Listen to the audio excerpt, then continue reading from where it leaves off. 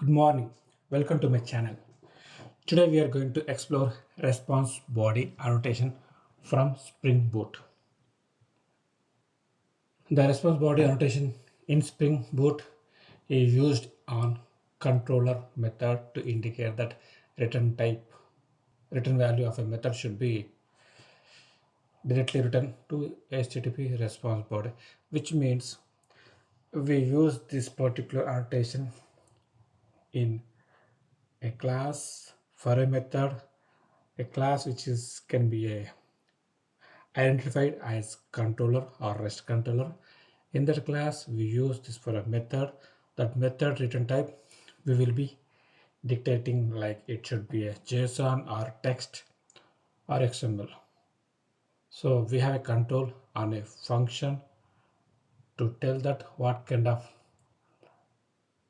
message or return type or text that we are sending out. It should be text or JSON object or XML object. So as I say, we the method will return the value as a text or XML or JSON. We are not going to put that value or send that value to view resolver. Basically, view resolvers will use for HTML or displaying the content on a view. We are not going to display the content on the view. We are just sending the response as a JSON or XML text by using response body annotation. So write directly to the response body. Yes, that's what we discussed. If you look at this particular slide, I mean in the class is identified as REST controller and request mapping is like a API. So we need to use / API, then call text is going to execute a function and it will return the string as hello, this is plain text. Basically we are sending the text as a response. So it's sending a text. And also in the page, if you look at the code, we use rest controller, which means rest controller is nothing but is a combination of controller plus response body. In the top level class, if you see the rest controller means method level you need to mention as response body. But in case if the top level class mentioned as controller, then method level you should be mentioning as response body, which is returning as a text or XML or JSON. Usually, if we have more methods and more response bodies for each method, we go for REST controller on the top of the class so that no need to put response body for each class. So in this example, output, basically I'm calling this localhost and 8080 API text. Basically, I'm calling this particular REST API call, which is internally calling that function, and that function is returning a text message. Suppose we want to send the function method's response as JSON, what we should do? So we can use top level class as REST controller or top level class as controller, and the function level we should say response body. Then here in this example, I'm sending or returning new user object which has name and email ID. Means that name and email ID of user object will be returned as JSON. So this is the bean I'm using. So if you call the service API / user, if you look at here, this is the user, and for before that we should say API / user. Then we get this output name equal to Anand, email ID equal to the value that we sent. Output type is JSON. So in this example, I am using REST controller. I removed response body, because REST controller is nothing but combination of REST controller plus response body. Either you can use these two annotations or only one annotation. Both are same. You get the same output. Suppose if I want to get the response in the form of XML. So what we should do, two things we should change. First, we should add this dependency, Jackson data format XML dependency, and make sure that you have the latest version of the jar or dependency. So same dependency we use for request object. Sorry, request body. Request body annotation we use same. There we are trying to get the input, user input in the form of XML, but here we are sending the returning the object in the form of XML. So input and output, for both the cases we should use this particular dependency. Make sure that have the latest version of the jar dependency. So everything is same, but you have to say produces should be application XML. So from the code we are telling that yes, this particular response user should be sent out as XML. So again, you can use REST controller or controller plus response body.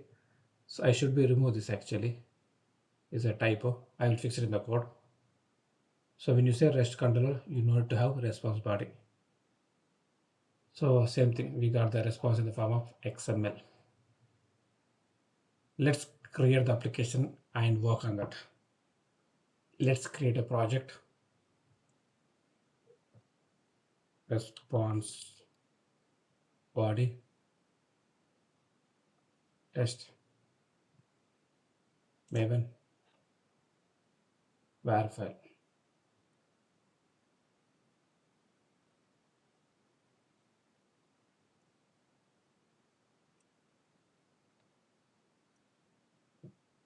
So, so let's use Spring Web Starter, which supports the libraries which act upon controller and REST controller. Basically, for REST API calls, we can go for Spring Web component, dependency. It will install all the target and dependency jars, put in a build path so that we can start using those jars functionalities. Okay, let's run the base application. We didn't do any coding.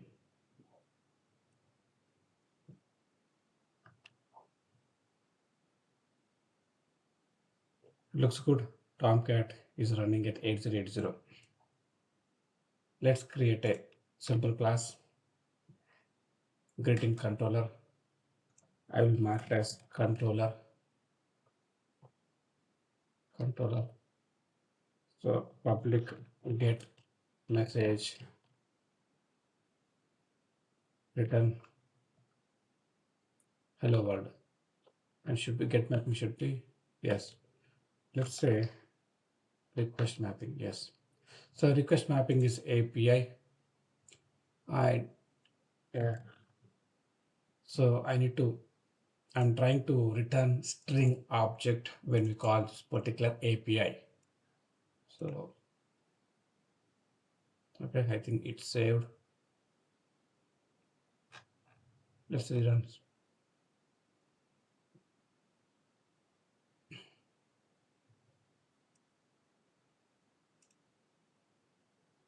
So basically we have this particular API available.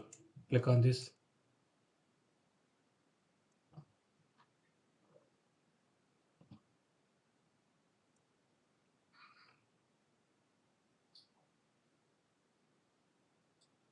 Okay, we should say response body here. So that's the reason it's showing 404.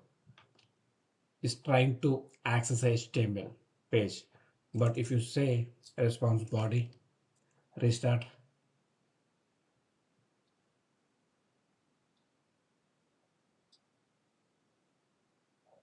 see hello world. Let's access this thing. Say hello world displayed. I will add, I will return a JSON. So user, I would say get user. Let's send a user update.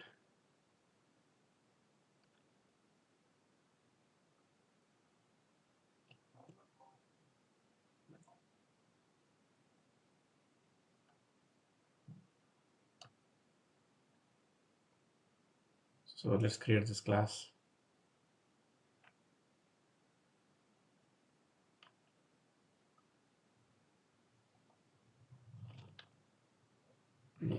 Perfect.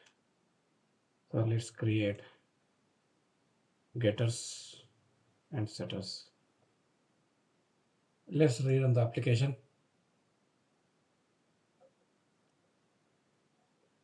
It's running. See, name and email ID both coming.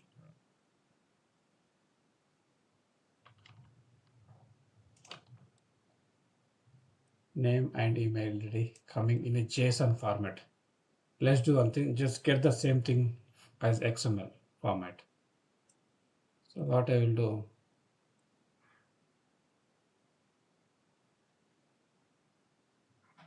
you need to add the dependency.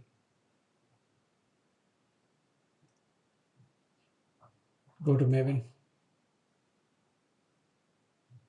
add this dependency.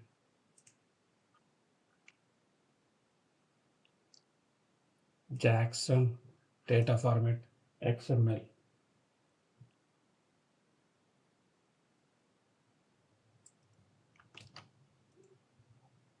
Then we should say produce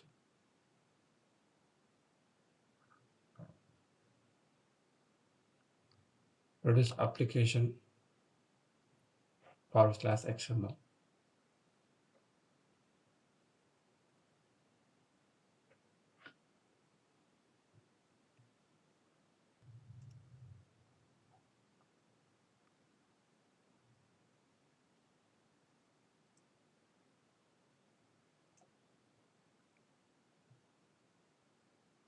See the output coming in the form of XML. So what I will do, let's put REST controller, remove response body.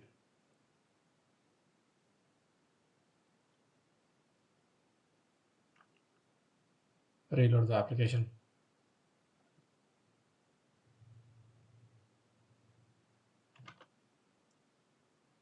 See, it's coming XML.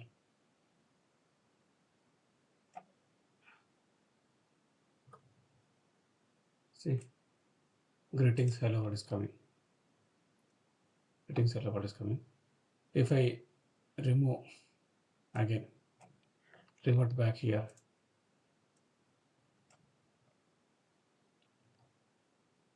it should come as JSON.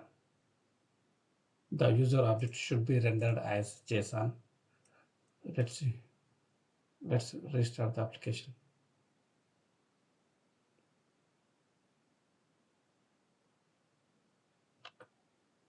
This is text, no change. See, it is coming as JSON. Here, same thing. The text and this one. We'll go here.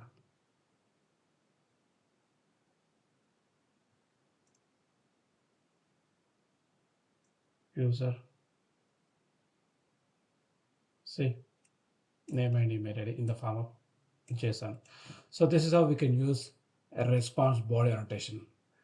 If you use REST controller, by default we are using controller annotation as well as response body. So thank you very much.